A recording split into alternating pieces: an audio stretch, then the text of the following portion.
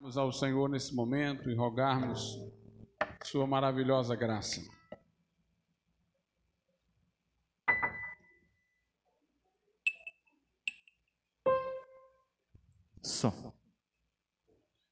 Altíssimo Deus e nosso Pai, que habita nos céus, que reina sobre a terra, que governa sobre cada coisa criada, sobre cada ser do universo, em quem todas as coisas subsistem, nós damos-te graças e louvor, Supremo Criador. Bendizemos o teu nome, ó Deus, e desejamos ser transformados à tua imagem, a imagem revelada da tua pessoa em Jesus Cristo.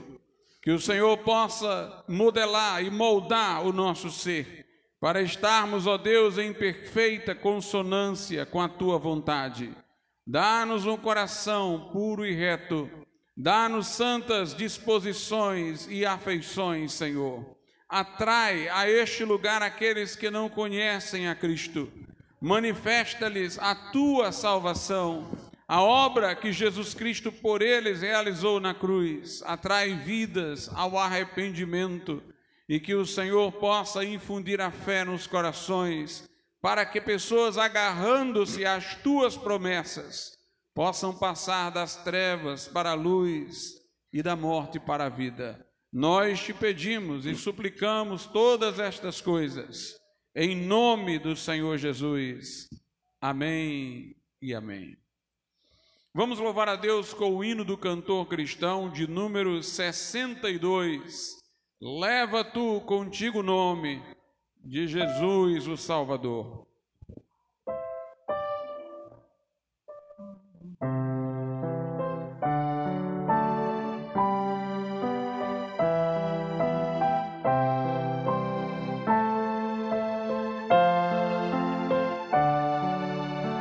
Leva tu contigo o nome de Jesus o Salvador. Este nome dá consolo, seja no lugar que for. Nome bom, doce a fé, a esperança do porvir. Nome bom, doce a fé, a esperança do porvir. Este nome leva sempre para bem te defender. Ele é arma ao teu alcance quando mal te aparecer. Nome bom, doce a fé, a esperança do porvir. Nome bom, doce a fé, a esperança do porvir. Oh, que nome tão precioso, gozo traz ao coração, sendo por Jesus aceito, tu terás o seu perdão. Nome bom, doce a fé, a esperança do porvir. Nome bom, doce a fé, a esperança do porvir. Nome santo e bem venerável, é Jesus o amado teu, Rei dos reis, Senhor eterno, tu aclamarás no céu, nome bom, doce a fé, a esperança do porvir, nome bom, doce a fé, a esperança do porvir.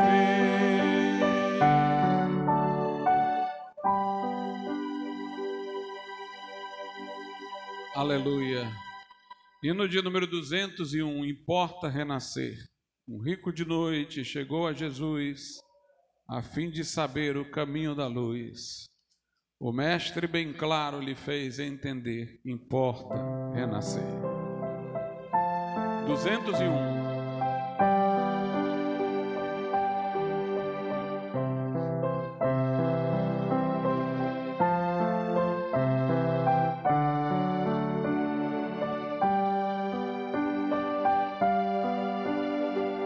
Rico de noite chegou a Jesus, a fim de saber o caminho da luz. O mestre bem claro lhe fez entender, importa renascer, importa renascer, importa renascer. Infalível, o disse Jesus, importa renascer. Vós, filhos do mundo, escutai ao Senhor, que sempre vos chama como eterno amor. Ouvi que o Senhor nunca cessa em dizer, importa renascer. Importa renascer, importa renascer, com voz infalível o disse Jesus, importa renascer. Ó vós que no santo descanso de Deus quereis ter entrada e viver com os seus, deveis a palavra de Cristo atender, importa renascer, importa renascer, importa renascer, com voz infalível o disse Jesus, importa renascer.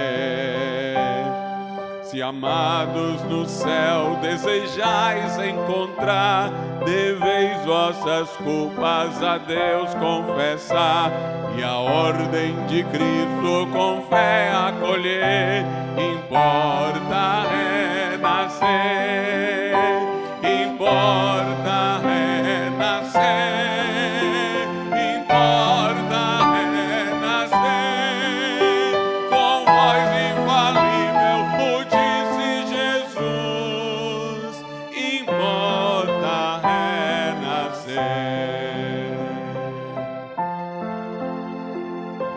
Aleluia. Santíssimo Deus, excelso Pai, mais uma vez em oração nos apresentamos como mordomos daquilo que nos confiaste, Senhor, e pedimos que o Senhor abençoe todo aquele que em fidelidade, em reconhecimento da autoridade da Tua palavra e do Teu mandamento, contribui na Tua casa com o seu dízimo e oferta, e que faz isso com amor, reconhecendo, meu Deus, que o reino de Deus está acima de tudo, e que buscando em primeiro lugar o reino é que as outras coisas serão acrescentadas. Abençoa assim o Teu povo fiel que ama a Tua obra. Nós te pedimos isso em nome de Jesus. Amém. Podeis assentar, irmãos. Os que têm dízimos e ofertas podem pôr nos gasofiláceos nesse momento. O grande amor do Senhor nunca cessa. Suas misericórdias não chegam ao fim.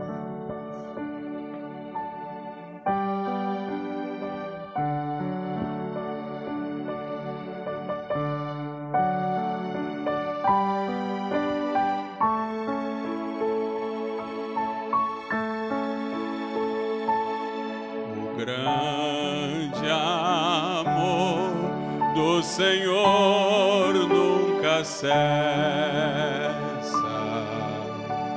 suas misericórdias não chegam ao fim, se renovam todo dia, sim, cada manhã. Fiel e grande és tu, Senhor, fiel e grande és tu, Senhor, fiel e grande és tu. O grande amor do Senhor nunca cessa, suas misericórdias não chegam ao fim, se renovam todos os dias, sim, cada manhã. Fiel e grande és tu, Senhor, fiel e grande és tu, Senhor, fiel e grande és tu. Aleluia. Fiquemos de pé, irmãos.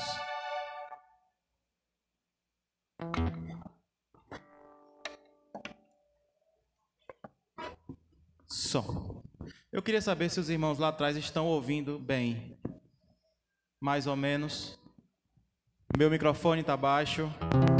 Violão está baixo. Não está saindo nada nas caixas lá atrás. É isso. Só um minuto.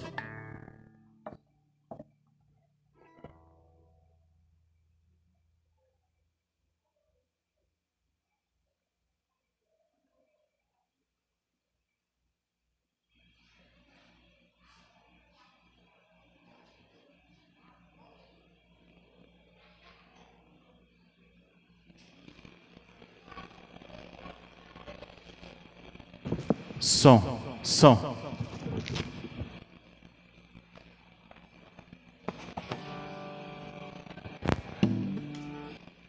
Amém. Melhorou? Amém. Vamos louvar ao Senhor então.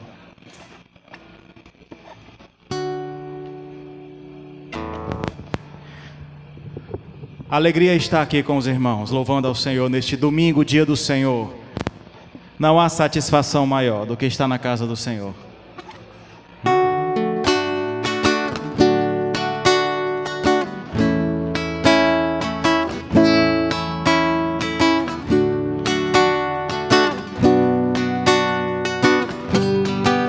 Então louve com alegria.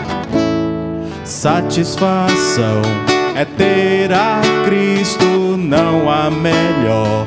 Prazer já visto, sou de Jesus, e agora eu sinto satisfação sem fim. Satisfação é nova vida, eu com Jesus em alegria, sempre cantando a melodia. Satisfação sem fim, sim, paz real, sim, gozo na aflição. Achei o segredo, é Cristo no coração. Satisfação é não ter medo medo, pois meu Jesus virá bem cedo, logo em glória eu hei de vê-lo, satisfação sem fim. Do início, satisfação é ter a Cristo, não há melhor prazer já visto. Sou de Jesus e agora eu sinto satisfação sem fim. Satisfação é nova vida, eu com Jesus em alegria, sempre cantando a melodia. Satisfação sem fim. Sim, paz real, sim, gozo na aflição. Achei o segredo, é Cristo no coração. Satisfação é não ter medo, pois meu Jesus virá bem cedo, logo em glória eu hei de vê-lo, satisfação sem fim. Sim, paz real, sim, paz real, sim, gozo na aflição. Pode isso? Pode. Já achei o segredo. Qual é o segredo? É Cristo no coração. Satisfação é não ter medo, pois meu Jesus virá bem cedo, logo em glória eu hei de vê-lo, satisfação sem fim. Não importa o problema, temos satisfação em nosso coração, porque Jesus virá e Ele já venceu por nós. Aleluia! Glórias ao nome do Senhor. Então louve-o sem impedimento algum. Entre na presença de Deus. Alegra-te.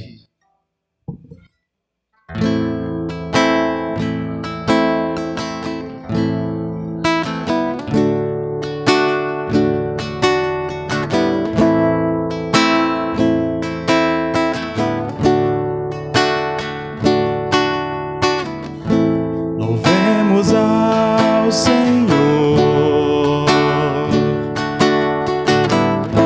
Louvemos ao Senhor, adoremos no seu santo monte, nosso amado Pai, seu nome é santo. Louvemos ao Senhor, louvemos ao Senhor, adoremos no seu santo monte, nosso amado Pai, seu nome é santo. Louvamos ao Senhor, pois seu nome é santo. Nós te louvamos, Senhor, neste lugar. Aleluia! Louvamos ao Senhor, pois seu nome é santo.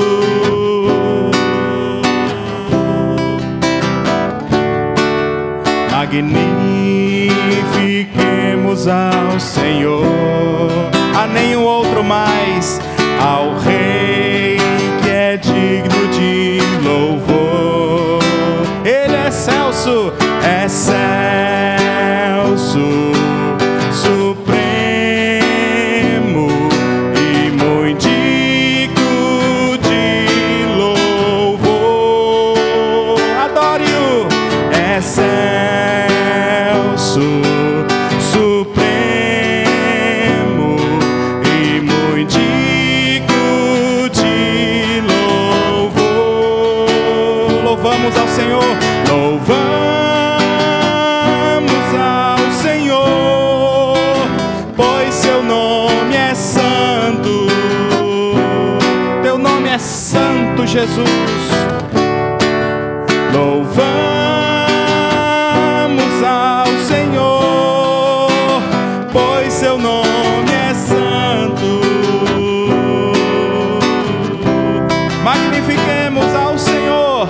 Magnifiquemos ao Senhor, ao Rei que é digno de louvor.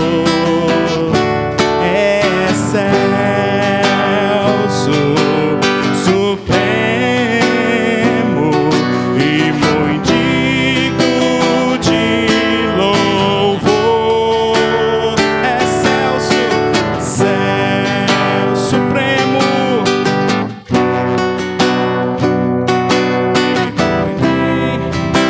muito digno de louvor.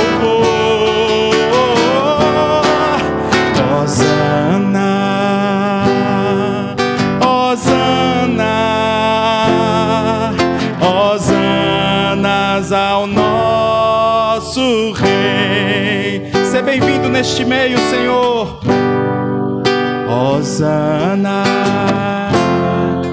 Hosana, Hosanas ao nosso Rei, porque Ele é a nossa vida, Cristo é a nossa vida, o motivo do louvor em nosso novo coração, pois morreu a nossa morte para vivermos sua vida, nos trouxe grande salvação.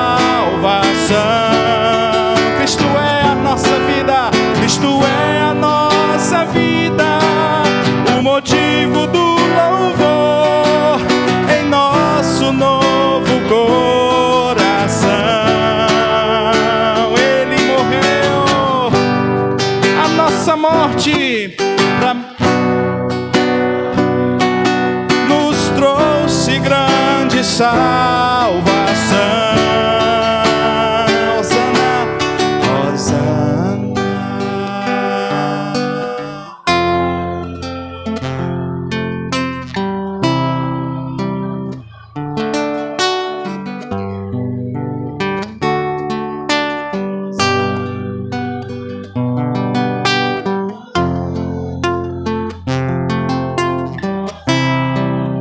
Ao nosso Rei.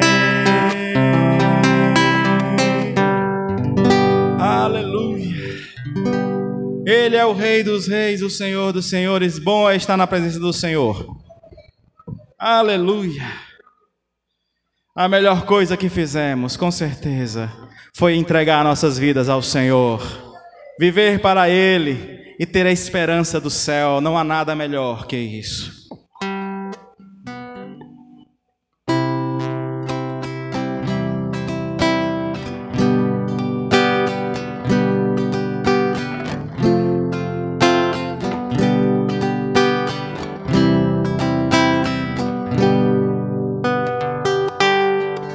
Tantas coisas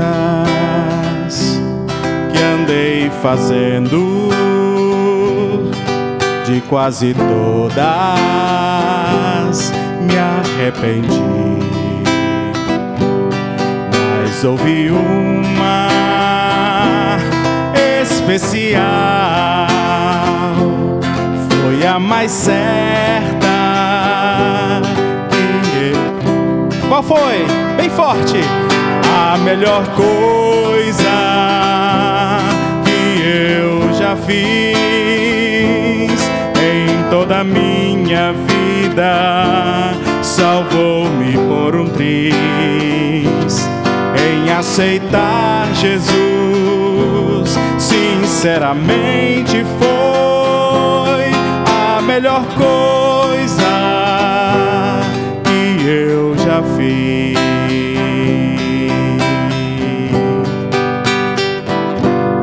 Coisas erradas andei fazendo na condição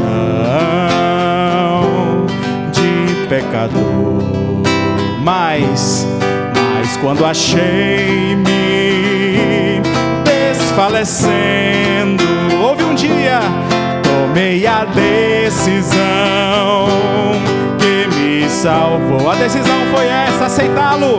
A melhor coisa que eu já já fiz em toda a minha vida. Salvou-me por um triz em aceitar Jesus.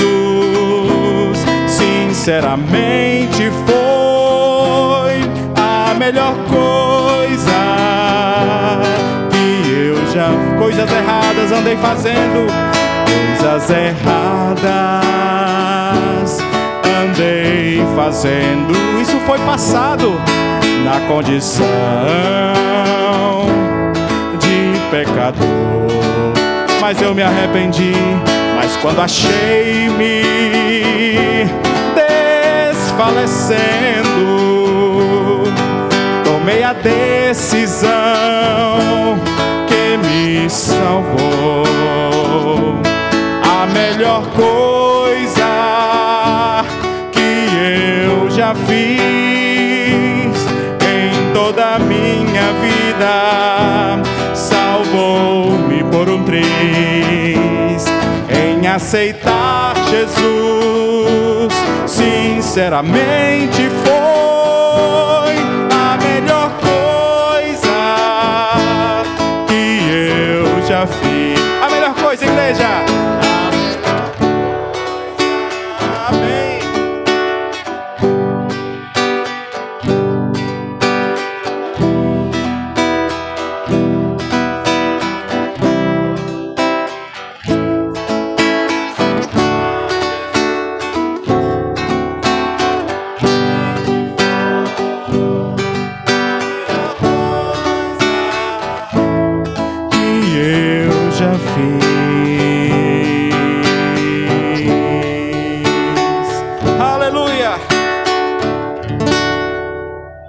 Aleluia.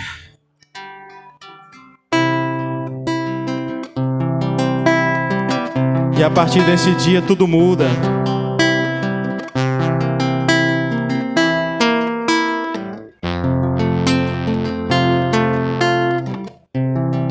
Antes de aceitar Jesus, eu falava com os meus amigos que me evangelizavam e me levavam para a igreja. E eu perguntava: quando eu aceitar Jesus, eu vou ser como vocês? Eu não me imagino assim, será mesmo?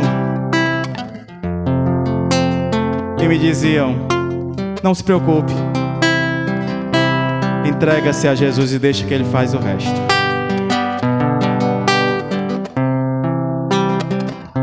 Mal sabia eu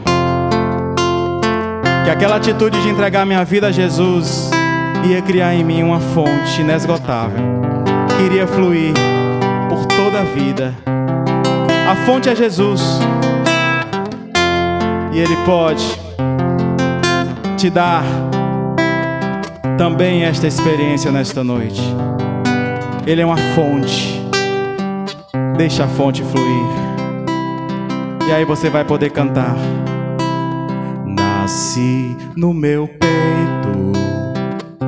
a vontade imensa de cantar louvores ao Trino Deus, de exaltar o nome do meu Pai eterno, que de um grande inferno já me resgatou. Oh, oh, oh,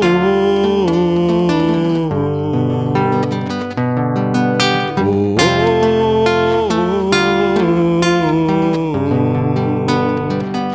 E sem detimento, nem por um momento, posso esquecer-me da terrível cruz e das muitas dores, do perdão perfeito, das profundas marcas do amor de Jesus.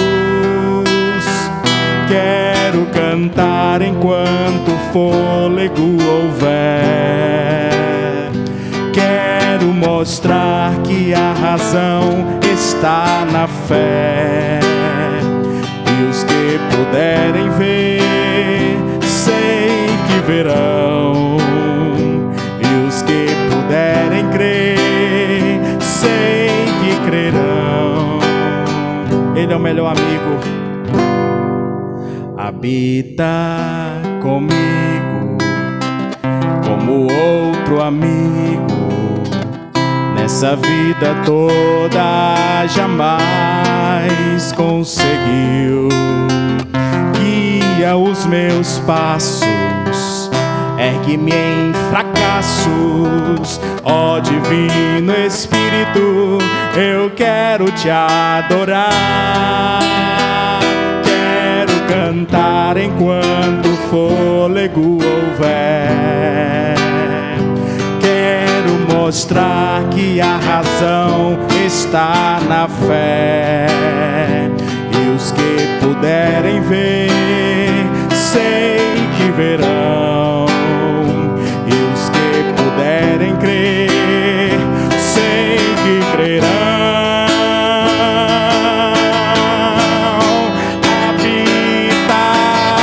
Comigo, como outro amigo, nessa vida toda jamais conseguiu.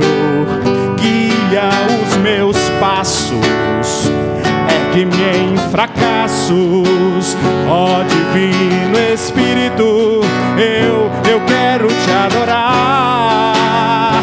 Quero cantar enquanto o fôlego houver. Quero mostrar que a razão está na fé. E os que puderem ver, sei que verão. Abre os olhos nesta noite, Senhor, para que vejam a verdade, para que não vejam somente este mundo ilusório e passageiro, mas que creiam, que provem e vejam que o Senhor é bom. Aleluia! Eu quero mostrar que a razão está na fé. E os que puderem ver, sei que verão. E os que puderem crer, sei que crerão.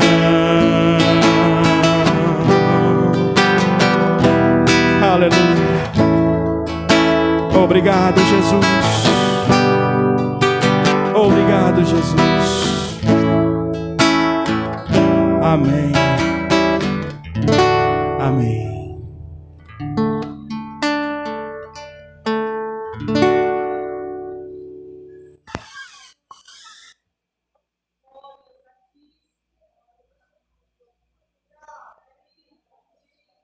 Amém. As crianças já podem ir ao culto das crianças.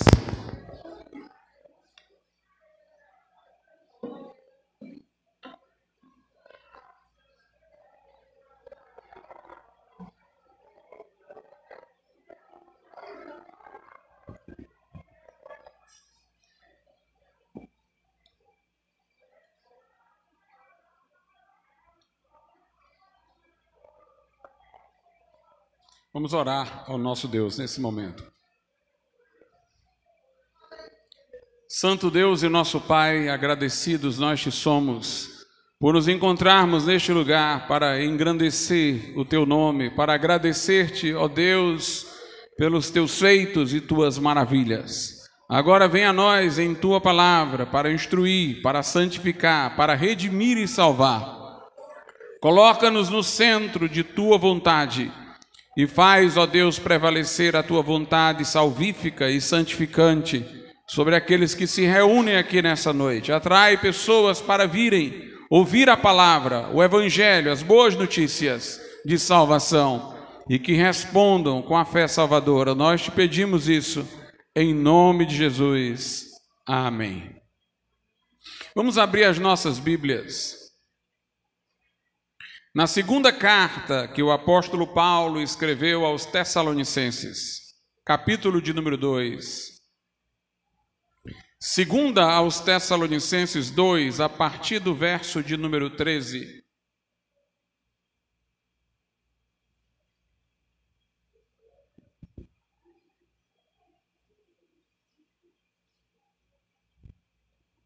Diz assim a palavra de Deus. Segunda aos Tessalonicenses 2, a partir do verso 13. Mas devemos sempre dar graças a Deus por vós, irmãos amados do Senhor, por vos ter Deus elegido desde o princípio para a salvação, em santificação do Espírito e fé da verdade, para o que pelo nosso Evangelho vos chamou, para alcançardes a glória de nosso Senhor Jesus Cristo. Então, irmãos, estai firmes e retende as tradições que vos foram ensinadas, seja por palavra, seja por epístola nossa.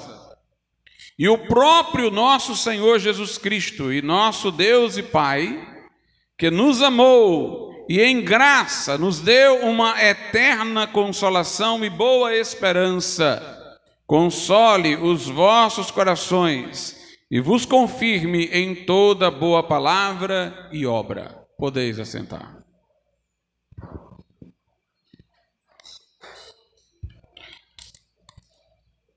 Nós conhecemos, irmãos, uma doutrina determinista que afirma ter Deus escolhido alguns incondicionalmente para a salvação e ter a outros rejeitado. O que lê este versículo com essa compreensão determinista, eletiva, incondicional, veria o apóstolo Paulo, no verso de número 13, agradecendo a Deus pelos de Tessalônica terem sido eleitos. Mas eu lhes pergunto, se a eleição de alguns para a salvação fosse incondicional, fosse algo que não dependesse de um relacionamento com o próprio Deus, com participação consentida, como seria legítimo o apóstolo Paulo, por exemplo, estar dando graças pela eleição dos de Tessalônica, quando inúmeros outros teriam sido preteridos, recusados, e estariam irreversivelmente, inevitavelmente, incondicionalmente condenados ao inferno? Seria até esquisito que eu, por exemplo, me imaginando ter sido incondicionalmente eleito e outros não, estivesse aqui me alegrando de ter sido um dos eleitos incondicionalmente. Porque ao fazê-lo, eu estaria dizendo, que bom que não foi o outro, fui eu que fui eleito. Um sentimento egoísta. Meu pai, por exemplo, ainda não é um crente evangélico, outras pessoas da minha família também não o são. Imagine eu aqui me alegrar de ter sido escolhido incondicionalmente para a salvação e não algum dos meus familiares. O apóstolo Paulo, irmãos, parecia entender isso que eu estou dizendo, porque certa vez ele disse que preferia ser separado de Cristo, ser anátema, se isso produzisse salvação para os seus parentes segundo a carne. Então Paulo não parecia alguém que daria graças de ter sido incondicionalmente eleito, sabendo isso, sabendo que paralelamente a isso, outros estariam incondicionalmente condenados. Não parece alguma coisa condizente com o amor, não parece um sentimento legítimo, porque o sentimento cristão é de preferir os outros a si mesmo. Mas nós devemos entender isso aqui então de outra maneira, esta eleição aqui mencionada de outra forma. Nós cremos que na maior parte das vezes em que a Bíblia fala da eleição dos crentes, ela fala de uma eleição sim antes da fundação do mundo, porque baseada na onisciência, na presciência de Deus. A presciência não determina que aconteça, mas sabe o que vai acontecer. É como o passado. Eu sei daquilo que já fiz, eu sei do que já aconteceu. Minha ciência do que já aconteceu não me faz determinativo daquilo que aconteceu. Aconteceu porque pessoas fizeram escolhas ou porque eu fiz escolhas. Mas eu sei o fato consumado. Para Deus, entretanto, tudo é um eterno presente. Nada para ele passou como se da sua mão escapulisse ou virá como se sob sua mão ainda não estivesse. Passado, presente, futuro estão diante dele. Ele sabe do que vai acontecer como nós sabemos do passado. Mas a nossa ciência do que já aconteceu não quer dizer que nós determinamos que acontecesse, simplesmente sabemos. Deus sabe o que vai acontecer, mas escolhas humanas serão feitas. Deus, apenas em razão de sua onisciência e atemporalidade, é que não pode deixar de saber. E para exaltar esta condição divina, fora do tempo, eterna, a Bíblia diz que Deus nos elegeu antes da fundação do mundo. Poderia até dizer que foi depois, que foi antes, que foi ali, que foi nesse momento, porque para Deus não tem momento, não tem antes nem depois. Tudo lhe é um eterno presente. Ele contém tudo diante de si. Mas a Bíblia fala antes da fundação do mundo, porque dá a entender que Deus pode saber das coisas antes que nós no tempo venhamos a praticá-la, ainda que por livre escolha e consentimento. Mas sempre que a Bíblia fala que Deus nos elegeu antes da fundação do mundo, diz que nos elegeu em Cristo. Então ele elegeu aqueles que ele sabia que haveriam de crer. Ele os elegeu em razão da posição que estavam com respeito a Cristo. Na carta aos Efésios é dito que nós fomos eleitos antes da fundação do mundo, mas diz que fomos eleitos nele, em Jesus. Na visão determinista que discordamos, a eleição não seria em Cristo, mas fora de Cristo, seria eleger pessoas para estarem em Cristo. Então Deus teria feito uma eleição para alguns estarem em Cristo e outros não. Mas quando a Bíblia fala de eleição, fala de pessoas que já estão em Cristo sendo eleitas. Nos elegeu nele, não para nos colocar nele, mas nos elegeu por estarmos nele. Nos elegeu Deus, portanto, em sua presciência, por saber que nós iríamos reconhecer o senhorio de Cristo em nossas vidas, confiar nele como Salvador. Mas Deus oferece a salvação a todos e oferece com sinceridade e oportunidade. O Espírito Santo, que nos atrai ao arrependimento, exerce essa atividade de atração sobre todos os que ouvem a palavra. Alguns resistem, outros se deixam atrair pelo Espírito Santo e chegam à fé. Eu, entretanto, creio que aqui no versículo 13, o apóstolo não está falando da eleição antes da fundação do mundo, de que trata Efésios, nem mesmo essa, que é uma eleição condicionada à nossa fé em Cristo, porém sabida por Deus desde antes da fundação do mundo. Aqui no verso 13 diz: mas devemos sempre dar graças a Deus por vós, irmãos amados do Senhor, por vos ter Deus elegido desde o princípio. A expressão aqui não é antes da fundação do mundo, a expressão é desde o princípio. A questão é desde o princípio de quê? Poderia eu interpretar que era desde o começo de tudo, desde antes da fundação do mundo? Poderia dizer assim e dizer que Deus já sabia que nós seríamos crentes sem ter determinado. Mas esse desde o princípio parece mais natural de se entender se for desde o princípio da igreja, se for desde o princípio da obra missionária. Vou lhes explicar isso passo a passo, mas adianto-vos ser esta a minha conclusão. O apóstolo está dando graças a Deus por esses irmãos de Tessalônica terem sido eleitos desde o princípio da obra missionária, para conhecerem, para lhes ser oferecida a salvação que é condicional. Ela depende da nossa fé, como diz aqui, e da obra santificadora do Espírito Santo. Por vos ter Deus elegido desde o princípio para a salvação, mas essa salvação está condicionada em santificação do Espírito e fé da verdade. Meus irmãos, para entendermos porque eu acho que desde o princípio aqui, seja desde o começo da igreja, desde o princípio da obra missionária, eu vou lhes explicar algo precedentemente. Há pessoas que estão às vezes no mundo, na bebedeira, na prostituição, em toda sorte de pecados, e somente dão alguma resposta à graça de Deus quando ouvem o Evangelho. Aí o Espírito Santo, através da palavra ministrada, vem a esta pessoa para convencê-la do pecado, da justiça, do juízo. Ela abre os olhos, ela se deixa tocar pela palavra de Deus, ela abre o coração para o Espírito Santo operar e chega à fé. Mas às vezes há momentos precedentes a isso.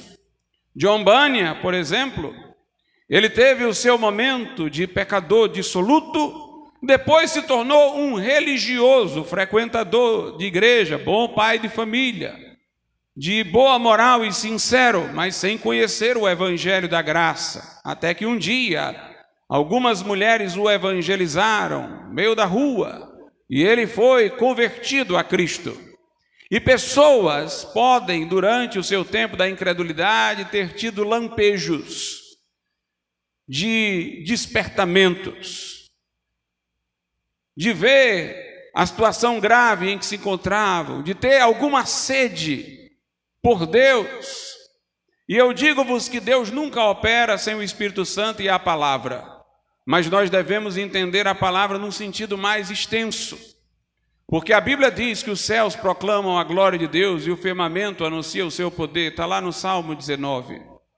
Então Deus fala pela criação, Deus criou o mundo pela palavra, por trás de tudo que existe há a palavra divina. Nós vivemos num mundo significativo, que tem significado, que Deus está falando por ele, Deus está se mostrando a nós por intermédio dele. Por isso que em Romanos 1 diz a Bíblia que os atributos de Deus, sua eterna divindade, se fazem conhecer pelas coisas criadas, de modo que os homens são inexcusáveis, indesculpáveis de não buscarem a Deus, porque eles têm o testemunho da natureza. E esse testemunho de Deus na natureza seria inerte em razão da queda humana, da cegueira humana por força do pecado, se o Espírito Santo não operasse através dessa revelação que nós chamamos natural. O Espírito Santo opera pela palavra, mas não só pela palavra escrita, ele opera pela linguagem de Deus na natureza, para não trazer ao homem diretamente salvação, mas para trazer a ele certos lampejos de luz, para que ele comece a se interessar por Deus, pelo Evangelho, para que ele comece a fazer perguntas. O conhecimento de Deus na natureza não é suficiente para levar ninguém à fé salvífica.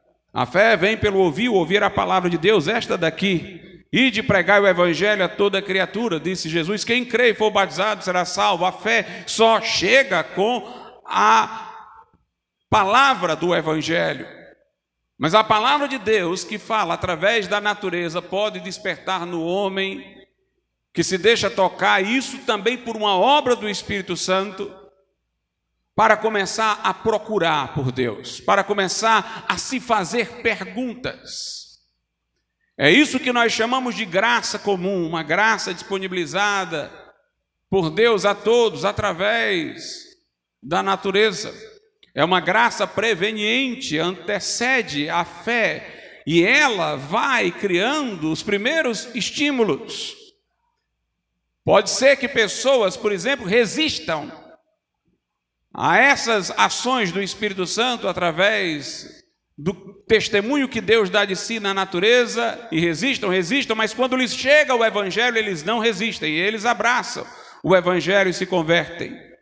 De fato, o que nos vem através da revelação natural em razão da queda humana é muito frágil, são fragmentos, mas que já podem suscitar alguma resposta inicial do homem, algum tipo de procura do homem por Deus. Além disso, nós temos, mesmo nas religiões pagãs, e aqui eu volto no tempo para ir à época dos apóstolos, mesmo na religião pagã, alguns elementos ancestrais que vinham do berço da humanidade. Os sacrifícios que eram oferecidos aos animais eram interpretados entre os pagãos como se fossem barganhas. Não no sentido de uma prefiguração do sacrifício de Cristo, mas a existência desses sacrifícios de animais entre os pagãos era algum tipo de desvio dos sacrifícios iniciais que, por exemplo, Abel fez a Deus, Noé fez a Deus. Como todos nós viemos de um berço comum da humanidade, existe um conhecimento inicial ali, trazendo para Noé, porque houve o dilúvio sobre Deus, que se difundiu de pai para filho e se misturou com inúmeras superstições, mas existem alguns elementos, mesmo no paganismo, que são fragmentos de verdade. Existem aspectos do catolicismo romano que, por mais que ele tenha corrompido o cristianismo, ainda trazem alguma ideia de verdade evangélica. E pessoas tendo acesso a esses fragmentos, se forem sensíveis, o Espírito Santo pode despertar nela motivações e perguntas, para elas se responderem a esse pequeno feixe de luz, chegarem a ter mais luz e mais luz e mais luz, até que o Evangelho lhes chega, até que Deus envia um missionário até elas. Um exemplo na Bíblia é Cornélio. Cornélio não tinha conhecimento sobre Jesus e o Evangelho, mas ele tinha o conhecimento do Velho Testamento, do que os judeus pregavam. E ele correspondeu a esse conhecimento da forma mais próxima ao Evangelho, a luz que ele possuía. E vendo Deus que ele estava respondendo ao que tinha, Deus enviou mais, enviou-lhe Pedro para pregar a ele o Evangelho. E eu creio, irmãos, que de alguma maneira os de Tessalônica responderam ao pouco de conhecimento que poderiam ter para se estimularem a querer saber mais de Deus. E por isso, o apóstolo Paulo foi dirigido para lá. Veja o que a Bíblia diz lá no livro de Atos dos Apóstolos. Em Atos, capítulo de número 16, a partir do verso 6. E passando pela Frígia e pela província da Galácia, foram impedidos pelo Espírito Santo de anunciar a palavra na Ásia. Então, aqui Lucas está dizendo que Paulo tinha planos de ir para um determinado local, mas o Espírito Santo o barrou. Versículo 7, e quando chegaram a Mísia, intentavam ir para a Bitínia, mas o Espírito não lhe permitiu.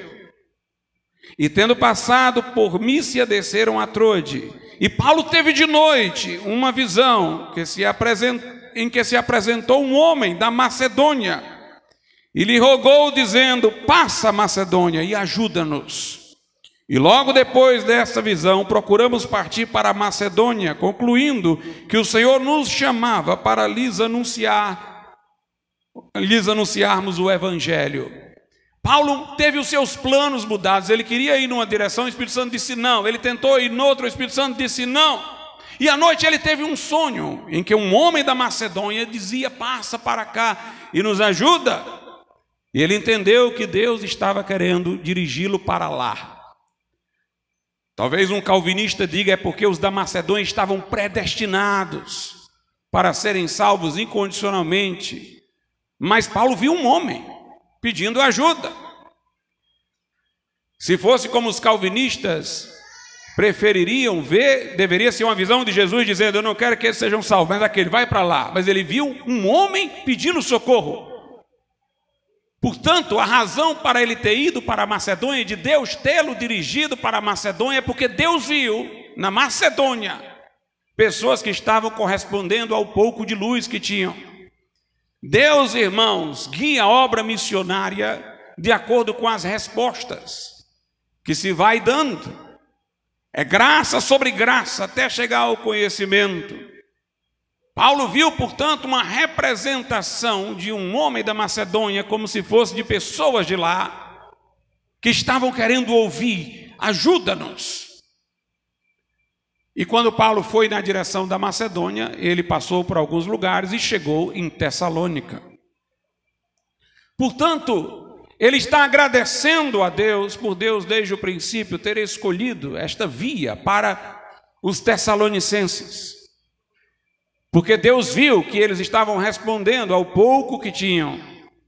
E Paulo agradece, porque o plano dele era ir para pessoas que estavam menos preparadas, que talvez fossem dar uma resposta mais difícil. Poderiam recusar o evangelho, mas Deus dirigiu para aqueles que estavam prontos para receber. Mas na carta aqui aos Tessalonicenses, Paulo vai dar graças por isso, mas vai dizer que a salvação é condicionada à santificação e à fé na verdade. Eu fico pensando às vezes na minha vida, irmãos, como eu devo ter, acredito, com o que possuía. Meu pai sempre foi muito religioso, católico.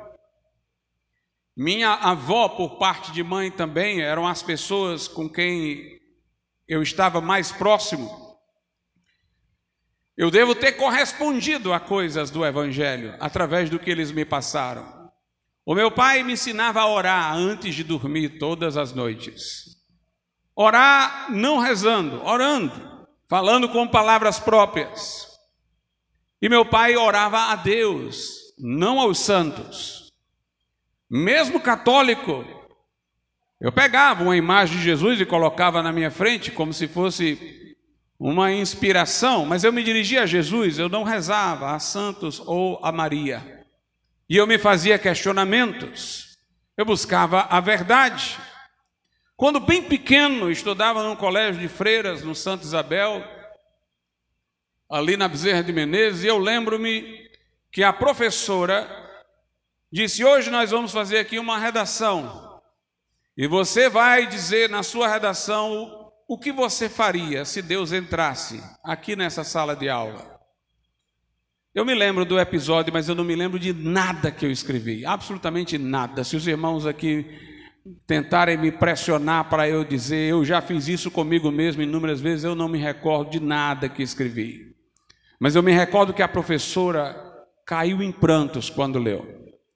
E disse à minha mãe que me atribuiria a nota máxima, a nota 10, mas que não devolveria aquela redação, ficaria com ela de lembrança.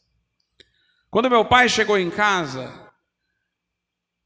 e eu tinha 8 anos de idade, com uma Bíblia na mão, eu disse: que livro é esse? Achei aquele livro imponente, bonito, margens douradas.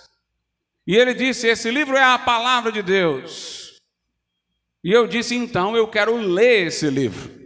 Aí ele me respondeu: mas isso é muito difícil para você. Eu disse: então é seu dever me ensinar. E ele começou a ler a Bíblia comigo quando eu tinha 8 anos de idade.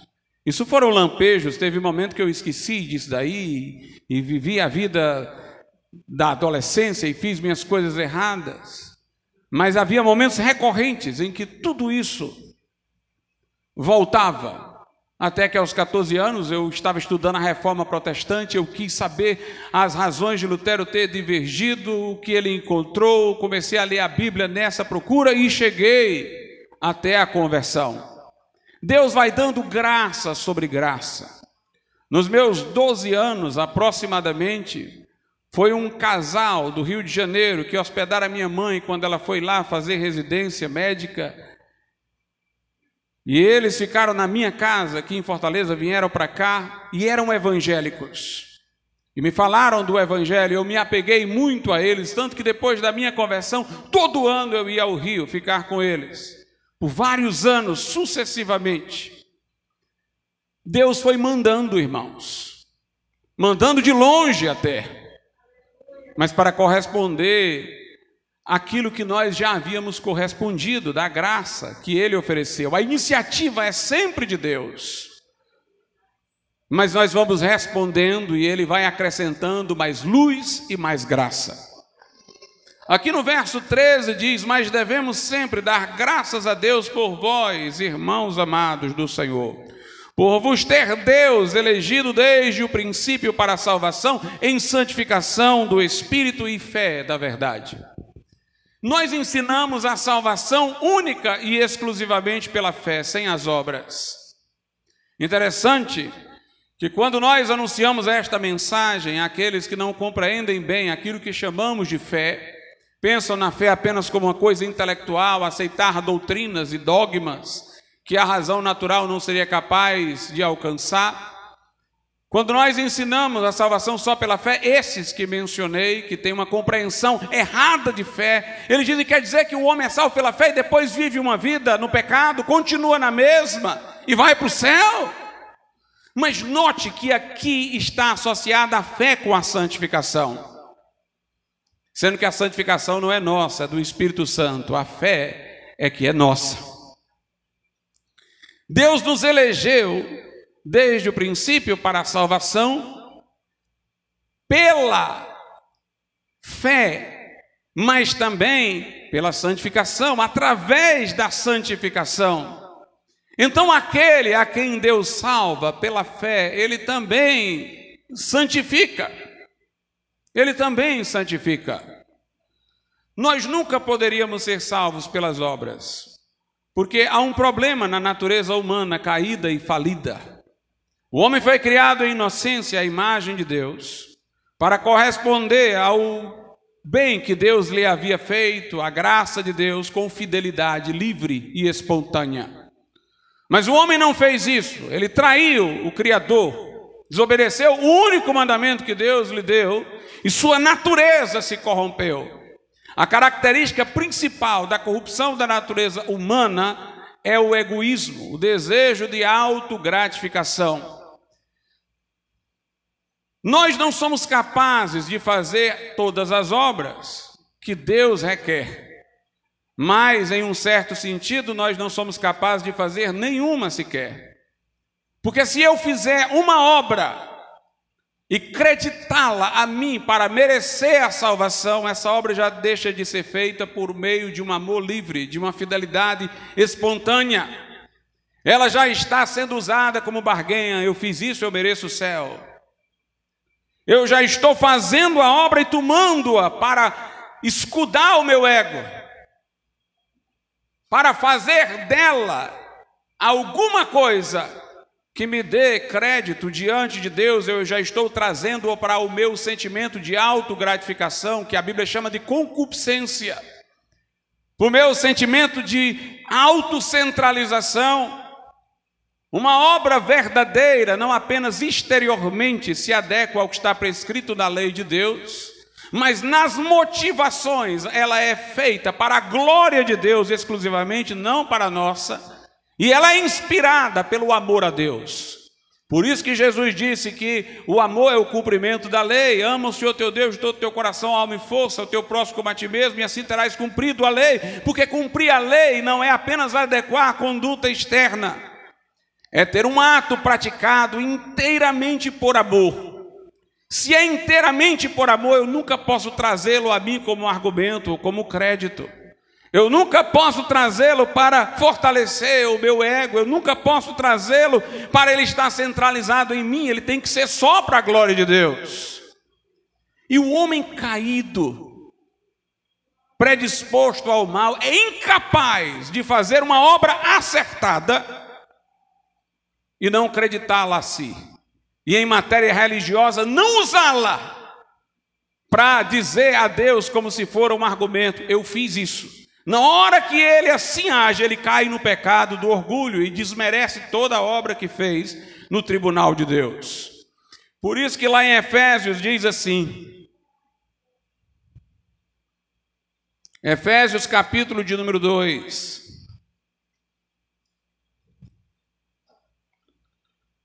versículo 8, porque pela graça sois salvos, por meio da fé, e isto, ser salvo, não vem de vós, é dom de Deus, não vem das obras, para que ninguém se glorie. Quando diz não vem das obras para que ninguém se glorie, dá a entender que se viesse das obras, não haveria como o homem caído não se gloriar de tê-las feito. Não massagear o seu ego dizendo eu ganhei o céu, eu conquistei o céu. E se esse fosse o caminho da salvação, ele entraria no céu como um diabo, não como um anjo. Porque o pecado do diabo foi corromper-se pela sua formosura, foi deixar de olhar para Deus para se ver no espelho. E aí o seu ego se elevou. Não vem das obras para que ninguém se glorie. A única forma de nós fazermos boas obras é já estando salvos.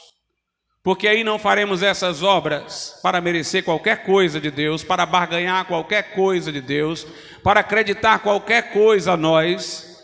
Faremos apenas como expressão de amor. Faremos apenas como uma expressão de gratidão pelo Deus que nos salvou.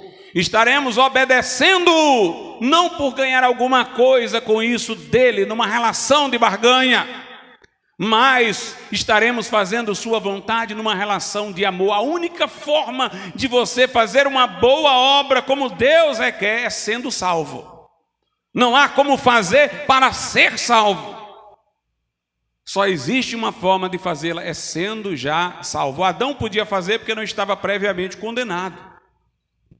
Ele podia fazer uma obra apenas para corresponder ao amor de Deus, com o seu amor. Mas depois de caído, em dívida com Deus, não há como esse homem egoísta e endividado não pegar qualquer coisa que faça e tomar como crédito para compensar a sua dívida. Quando ele fizer isso, ele traz a obra para si, ele massageia o ego com a obra, ele se gloria de tê-la feito, e aí ele já peca ao se gloriar, ao se sentir autossuficiente. A salvação deve vir primeiro que as boas obras, que na verdade podem ser chamadas de boas. Mas o texto aqui segue, Efésios 2, eu vou ler de novo 8, 9 para ler o 10. Porque pela graça sois salvos por meio da fé, e isto não vem de vós, é dom de Deus. Não vem das obras para que ninguém se glorie, porque somos feitura sua, quer dizer, obra de Deus. Deus nos refez em Cristo. Criados em Cristo Jesus, ou recriados em Cristo Jesus, para as boas obras, as quais Deus preparou para que andássemos nelas. O mesmo texto que diz que nós não podemos ser salvos pelas obras, porque se fosse pelas obras iríamos nos gloriar. O mesmo texto que diz que é por graça, mediante a fé, diz que nós somos renovados, recriados, refeitos para sermos novas criaturas. Aquele que está em Cristo, nova criatura é. As coisas velhas já passaram, eis que tudo se fez novo. Fomos recriados em Cristo Jesus para as boas obras. Nós não somos salvos pelas obras, mas nós somos salvos para as obras, as quais Deus preparou para que andássemos nelas. Quando ele diz as quais Deus preparou para que andássemos nelas, mostra que há um plano divino para fazer aquele que se arrependeu e creu no Evangelho se enquadrar num processo de santificação pelo qual ele vai caminhar em boas obras. Isso está lá em Romanos, no capítulo de número 8. Romanos, capítulo de número 8, a partir do verso 29. Porque os que dantes conheceu, também os predestinou para serem conformes à imagem de seu Filho, a fim de que ele seja o primogênito entre muitos irmãos. E aos que predestinou, a estes também chamou, e aos que chamou, a estes também justificou, e aos que justificou, a estes também glorificou. O texto mostra que aqueles a quem Deus, em sua onisciência, por isso que diz os que dantes conheceu, sabia que seriam crentes. Deus traçou um plano para eles, pré-determinado. Um plano para eles progressivamente serem modelados à imagem de Jesus, a fim de que ele seja o primeiro, o modelo entre os irmãos. Não há nenhuma alusão aqui a que Deus tenha predestinado alguém para crer. Os homens se arrependem e creem. Deus predestina os crentes. Deus predestina os que estão em Cristo. Mas a predestinação aqui alcança a santificação. Deus predestinou aqueles a quem salvou para serem santos, para serem conformes à imagem de seu Filho.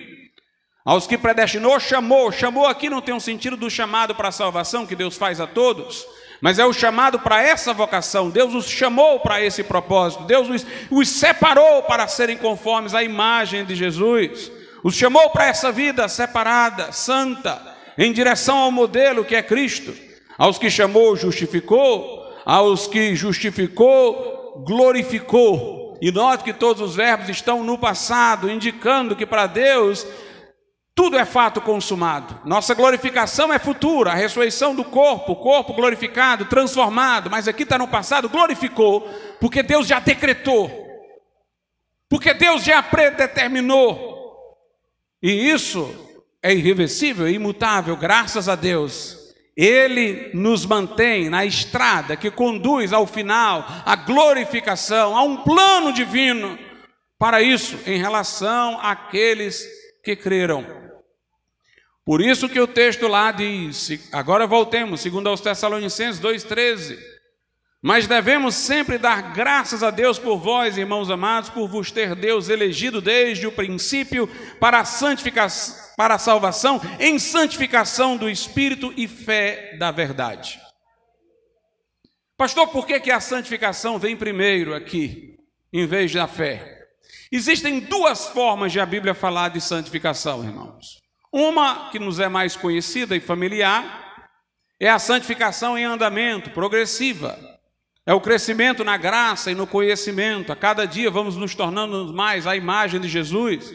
Todo esse processo predestinado para sermos conforme a imagem de Jesus é santificação. Santificação em movimento, dinâmica, progressiva. Mas tem uma forma de a Bíblia falar em santificação que é algo terminado. É quando Deus nos separa do mundo. A palavra igreja quer dizer eclésia, os chamados para fora. Deus nos chama para fora do mundo. Quando a gente se arrepende e crê em Cristo, naquele momento há uma santificação completada, uma separação do mundo. Essa santificação, ela começa, antes de crermos, ela começa no ato de convencimento do Espírito. Ele está nos convencendo do pecado, da justiça, do juízo, para nos tirar do mundo. Sendo que esse processo pode ser abortado no meio do caminho. Eu sou convencido pelo Espírito, eu vi o que é verdadeiro sobre mim, sobre Deus, sobre o Evangelho, mas eu recusei. Ou este processo pode se completar quando eu creio. Aí quando eu creio, termina a separação. Quando Deus começa a agir pelo Espírito Santo através da palavra, iluminando você para a verdade, convencendo você do pecado, Ele está num processo para lhe separar do mundo, para lhe tirar daqui. Isso pode não se completar pela sua resistência, ou pode se completar quando você crê. Por isso que santificação aqui aparece antes do crer, porque é a santificação que se completa, que se conclui quando você crê. Neste sentido, o crente não é alguém que está sendo santificado, ele é um santo, como a Bíblia fala em muitas passagens. Quando Pedro pregou no dia de Pentecoste, a Bíblia diz que com muitas outras palavras ele exortava dizendo: salvai-vos dessa geração perversa. Note como ele apresentava a conversão como um desligamento daquela geração. O batismo, naquele tempo, era oferecido na hora que a pessoa cria. O batismo era um símbolo de ruptura, de passagem. Saí de lá e entrei aqui. Rompi. A pessoa, em vez de atender o apelo, ela já ia para a água do batismo, demarcando o território. A ideia era essa. Crer é entrar numa estrada de santificação, de aperfeiçoamento, para ser a imagem de Jesus. Por isso que não há fé sem arrependimento. A mesma fé que recebe a graça deve vir acompanhada de uma vontade de se desligar dessa geração perversa, desse mundo, e entrar na estrada de santificação. Nós oferecemos perdão de pecados imediato. E nós oferecemos também que Deus não vai a ninguém oferecer perdão de pecados sem colocá-lo na estrada da santidade. Então a pessoa que vem para abraçar esse evangelho, vem para receber gratuitamente em fé o perdão de pecados, mas ela vem ciente de que vai entrar em outra estrada, que está sendo chamada para uma outra vocação. Por isso ela vem também em arrependimento, desvinculando-se desse mundo, entrando num processo de santificação e de aperfeiçoamento. Quando nós usamos santificação nesse sentido, que eu disse que não é a santificação progressiva, mas pronta, que se concluiu na hora que a gente creu, a Bíblia fala, usando essa forma, da santificação progressiva, não como sendo santificação progressiva, mas como sendo um aperfeiçoamento dessa santificação já concluída. Ora, a Bíblia fala da santificação como progressiva, um percurso. Ora, presumindo que na hora que eu crio, eu já me separei do mundo, a santificação foi concluída, ela representa o que agora a gente chamou de santificação progressiva como um aperfeiçoamento na santificação, uma continuidade nela. Veja aí, 2 aos Coríntios, capítulo de número 6, eu vou emendar o 6 com o 7. 2 aos Coríntios 6, vamos ler os versículos 17 e 18, que conclui o capítulo 6, para entrarmos no primeiro versículo do capítulo 7. 2 aos Coríntios 6, 17 e 18 diz: por isso saí do meio deles, e apartai-vos, diz o Senhor, e não toqueis nada imundo, e eu vos receberei, e eu serei para vós pai, e vós sereis para mim filhos e filhas, diz o Senhor Todo-Poderoso. Então Deus está nos convidando a romper com este mundo, e Ele está dizendo que vai nos aceitar. Saí do meio deles, e eu vos receberei. Deixem lá que eu recebo vocês, recebo livremente, mas rompa. E eu vou ser para vocês pai, e vocês vão ser para mim filhos e filhas. Me vê uma coisa maravilhosa agora, enquanto eu li esse versículo, eu vou compartilhar com os irmãos o que está vindo agora. Nós temos, irmãos, nesse mundo uma busca hoje de aceitação. Sabe por que tem sido difícil homossexuais se converterem em nosso tempo? Já foi mais comum no passado. Porque no passado, sofrendo muitas vezes isolamento social, eles tinham a igreja como o único lugar que os aceitava. Não porque aceitava a prática deles, de vida, mas porque aceitava o homem criado à imagem e semelhança de Deus, como objeto do amor de Deus, alguém por quem Jesus morreu. Mas a igreja, ao mesmo tempo que a acolhia, ensinava que tinha aquela pessoa que se arrepender do seu pecado, romper com o seu modo de vida e se abrigar em Cristo para a salvação. A igreja era o lugar também de aceitação para essas pessoas. Mas o movimento LGBT hoje ele se organizou fortemente. E ele não apenas tem essa sua função militante ideológica, mas ele também se apresenta como, entre aspas, um abrigo. Ou seja, que nós vamos apoiar o seu modo de ser. Há pessoas que rompem com as suas famílias, porque optam por esse caminho de vida, o familiar às vezes não concorda, e ela é abrigada dentro desses movimentos, que dão acolhimento, aceitação, mas eu digo acolhimento entre aspas, porque experimente a pessoa sair do movimento. Caso ela se converta ao Evangelho e deixe este modo de vida, veja como ela vai ser tratada por esses movimentos. Então, na verdade, por trás do abrigar existe também um fortalecimento de um movimento ideológico determinado. Mas essas pessoas ganham uma aceitação lá dentro e elas se fortalecem para resistir à pregação do Evangelho, à necessidade do arrependimento, à ideia bíblica de pecado. Mas note o que Deus diz aqui: saí do meio deles. E aqui eu não estou falando só para o que pratica um tipo de pecado, para qualquer pecado. Sai da mesa de bar, sai do motel, saí do meio deles. E Deus diz: e eu vos receberei. Nem a igreja que vai receber vocês simplesmente, não. Eu vou receber. Se o homem necessita de aceitação, irmãos, a aceitação do absoluto é aquela mais plena. Kierkegaard, no seu livro Temor e Tremor, disse isso. Ele disse: Abraão teve disposto a tudo quando levou seu filho em sacrifício. Nem com a mulher ele pôde compartilhar o que ia fazer, porque a mulher não entenderia, diria que ele era louco. Seu servo teve que ficar no meio do caminho, não entenderia, diria que ele era louco. mas ele iria ter aceitação de Deus. Deus não queria que ele sacrificasse o filho, Deus o impediu. Deus queria que ele enraizasse a fé maximamente. Mas Abraão voltou daquele monte um gigante, o pai da fé, o pai de uma nação, aquele de cuja linhagem viria o Messias, porque ele buscou a aprovação de Deus. Por isso que Paulo festeja e diz: se Deus é por nós, quem será contra nós? Portanto, Deus está dizendo: eu vou receber vocês, e eu serei para vós pai, vós sereis para mim filhos e filhas, diz o Senhor. Deus, irmãos, fortalece a nossa identidade na sua visibilidade. Eu te vejo como meu filho.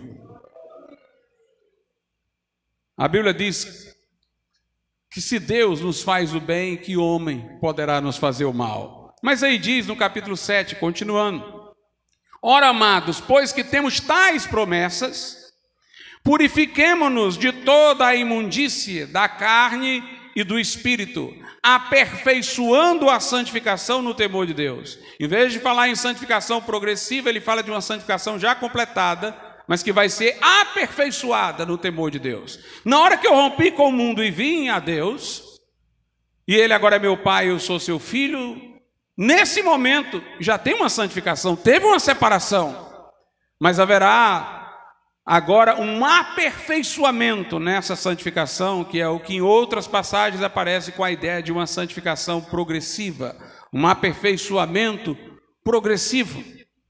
Quando nós, portanto, nos convertemos, não é só uma questão de buscar em Deus o perdão de pecados, deve ser esclarecido que aqueles a quem Deus perdoa insere nesse plano, e aquele que vem deve vir confiando no Deus que perdoa e arrependido dos seus pecados, dando tchau a uma velha vida, para agora, pelo Espírito Santo, ser colocado num plano de Deus. Por isso que na primeira carta aos Coríntios, eu falei aqui do calvinismo, tenho algumas discordâncias, mas tenho uma profunda admiração por Calvino e por sua piedade. E aqui eu vou citar Calvino sobre esse texto, 1 aos Coríntios 1:30. Diz assim: mas vós sois dele, em Jesus Cristo, o qual para nós foi feito por Deus sabedoria e justiça e santificação e redenção, para que, como está escrito, aquele que se gloria, glorie-se no Senhor. Note, Paulo diz que Jesus se tornou da parte de Deus para nós justiça, ele é a nossa justificação, nosso perdão, nossa absolvição no tribunal de Deus, mas ele é também a nossa santificação e redenção. Calvino dizia: você não pode dividir Jesus em dois. Você não pode aceitá-lo como sua justiça no tribunal de Deus para você ter o perdão de pecados, e não aceitá-lo como sua santificação. Ninguém pode ter Jesus como Salvador sem tê-lo como Senhor. Ninguém pode tê-lo como justificação se não o tiver como santificação. Aceitar Jesus é aceitar não apenas ser perdoado por ele, mas ser santificado por meio do Espírito que ele enviou. Essa é a ideia da Bíblia. Então, não há salvação sem santificação. A Bíblia diz: sem santificação ninguém verá o Senhor. Uma santificação continuada e progressiva para sermos moldados à imagem de Jesus. Mas veja só, ainda que o plano, no seu procedimento e no final, seja determinado por Deus, dentro da estrada ainda há margem para a nossa liberdade.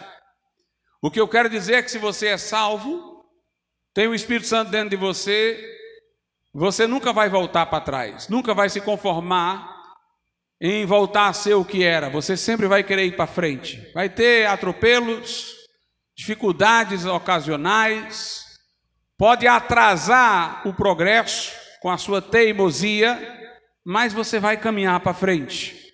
O que Deus garante é isso. O que Deus garante é continuidade. Mas uns serão mais diligentes para fazer essa caminhada virar uma carreira, e outros irão mais a passos de tartaruga. O que nos é garantido é que Deus não deixará um salvo sair da estrada de santificação. Porque a Bíblia diz que Jesus falou: as minhas ovelhas ouvem a minha voz e me seguem.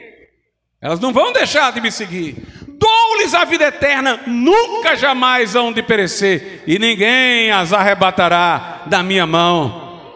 Por isso que o salmista diz: o Senhor é meu pastor, nada me faltará. Mais adiante ele diz: ainda que eu ande no vale da sombra da morte, não temerei mal algum. Tua vara e teu cajado me consolam. O cajado, com aquela curva, puxa a ovelha pelo pescoço, e a vara bate nela para manter no caminho. Então o salmista diz: eu estou confortado, porque eu tenho um Senhor que tem uma vara e um cajado. Ele vai balançar o negócio, mas Ele vai me colocar no caminho. Eu posso dar trabalho para Ele, mas Ele vai me manter na estrada até o final. Mas o bom, irmão, é quando você não dá trabalho. O bom, irmão, é quando você não dá trabalho. Paulo diz: corramos a carreira. Hebreus 12, fitando os olhos no autor e consumador da nossa fé. Vamos andar sobre as águas e não olhar para os ventos. Vamos ser transformados de glória em glória. Vamos produzir a 30, a 60 e a 100. Vamos ir de graça em graça, de glória em glória, de força em força, até chegar em Sião. A medida da paz que o crente goza é a medida da sua santificação. Por isso que a Bíblia diz: o Deus de paz nos santifique em tudo, e vosso espírito, alma e corpo sejam conservados irrepreensíveis para a vinda do Senhor. Seja a paz o árbitro em vosso coração. Se falta mais paz é porque tem pecado. Mas quando você anda na vontade de Deus, a paz reina, a paz que excede todo o entendimento. Meus amados irmãos, atrasar a santificação é perder antecipações do céu. É deixar de estar tendo alegria indizível e cheia de glória. Deus quer que você tenha vida, e vida com abundância. Vida com abundância não são bens materiais. A vida de um homem não consiste na abundância de bens que possui. Vida abundante são rios de água viva correndo do seu interior. É uma vida que triunfa contra o pecado. É uma vida que anda com Deus e vence o mundo. Por isso, o apóstolo Paulo convida inúmeras vezes para que nós assumamos a posição de eleitos, reconheçamos que fomos eleitos para estar nesse plano de santificação. Assumamos a nossa eleição, vivendo uma vida de santificação. Lá em Colossenses diz assim a palavra de Deus. Colossenses capítulo 3, verso 12. Revesti-vos, pois, como eleitos de Deus, santos e amados, de entranhas misericórdias, de benignidade, humildade, mansidão, longanimidade. Revista-se, crente, assuma a sua identidade. A sua identidade não é aquela que o mundo lhe dá, não. É aquela que Deus lhe deu. Você é eleito, santo e amado, assuma essa posição. Você foi eleito, vocacionado, chamado para ser conforme Jesus é. Então revista-se dessa sua identidade como crente e prossiga em santificação, com o coração cheio de benignidade, de humildade, mansidão, longanimidade. Pedro também fala sobre isso na segunda epístola de Pedro, capítulo de número 1, versos 10 e 11.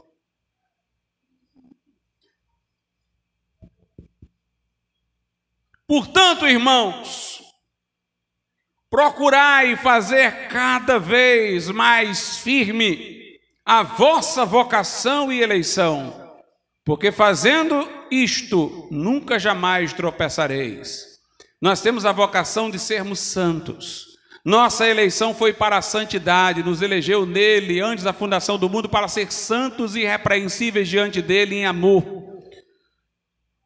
Então ele está dizendo: façam firme a eleição de vocês, assumam a vocação de vocês, aquilo para o que vocês foram eleitos, andem em santidade. Se vocês assumirem essa vocação, vocês não vão tropeçar. Nós temos, irmãos, que nos enxergar de forma mais bíblica. Nós temos que assumir a nossa posição e identidade no mundo, naquilo que Deus colocou para nós. Fazendo isso, nunca jamais tropeçareis. O versículo 11 diz: porque assim vos será amplamente concedida a entrada no reino eterno de nosso Senhor e Salvador Jesus Cristo.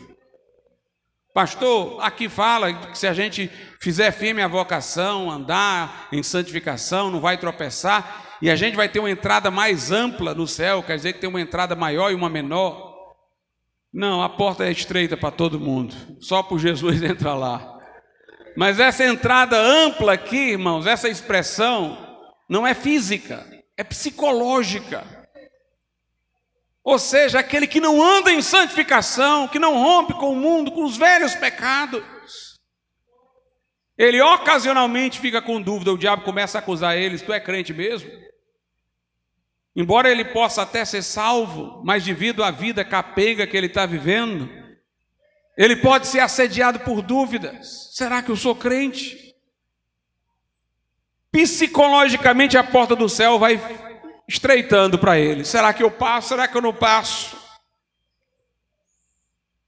Embora ele tenha a certeza no coração, o diabo ataca a cabeça dele. Porque o Espírito Santo dá testemunho com o nosso espírito, lá no nosso coração. Mas a nossa mente, diante das acusações de Satanás, ela tem que argumentar. Mas aí ele começa a ter dúvidas: será que eu sou mesmo? Será que eu renasci agindo assim, fracassando assim?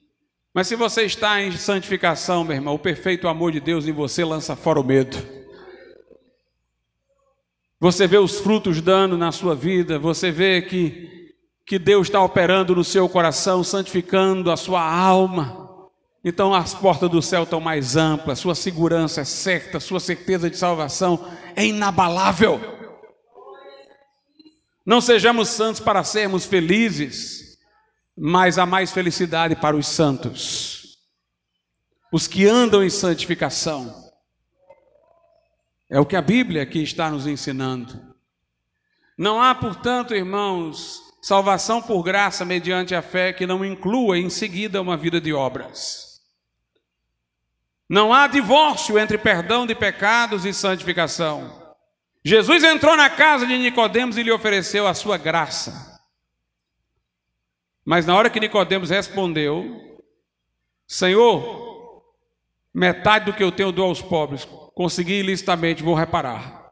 Se eu tiver defraudado alguém, eu vou restituir quadruplicadamente. Quando Jesus viu aquilo ali, uma nova motivação, uma nova vida, um novo propósito, Jesus disse: pronto, a fé nasceu, hoje entrou salvação nessa casa. A verdadeira fé, ela produz obras, produz mudança de vida, produz transformação, nos coloca numa estrada de santificação. Vamos ficar de pé.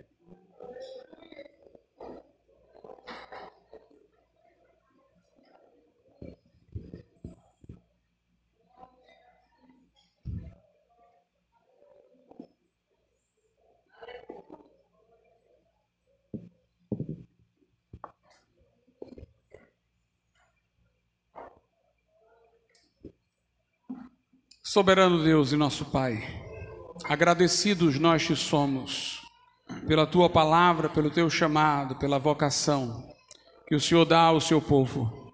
Ó Deus, opera nessa noite, traz convicção de pecado, arrependimento, ruptura com o mundo, meu Deus, vínculo contigo, filiação divina, novo nascimento, perdão de pecados, através da fé que se agarra às promessas de Deus e invoca Jesus para vir ao coração.